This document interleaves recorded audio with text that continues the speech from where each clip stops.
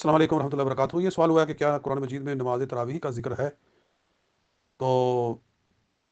واضح طور پر تو کہیں نظر نہیں آتا تراویح کا ذکر،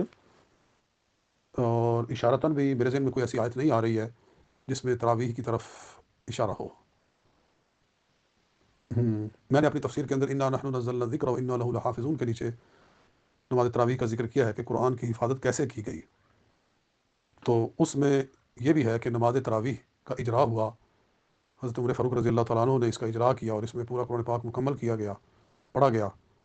تو وہاں سے یہ ایک طریقہ شروع ہو گیا کہ تراویح میں پورا قرآن پاک پڑھا جائے، اور پھر اس کی وجہ سے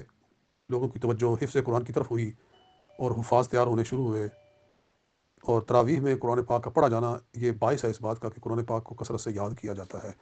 اور جو حفاظ تراویح میں قرآن پڑھتے رہتے ہیں ان کا قرآن بھی یاد رہتا ہے، اور جو چھوڑ دیتے ہیں ان کا قرآن پاک کا حفظ کمزور ہو جاتا ہے۔ تو اس طرح ضمناً مفسرین نے تذکرہ کیا ہے تراویح کی نماز کا مختلف آیات کے ضمن میں، لیکن خود الفاظ قرآن کے اندر کوئی تراویح کی طرف اشارہ ہو ایسی کوئی آیت میرے ذہن میں نہیں آ رہی ہے۔ السلام علیکم۔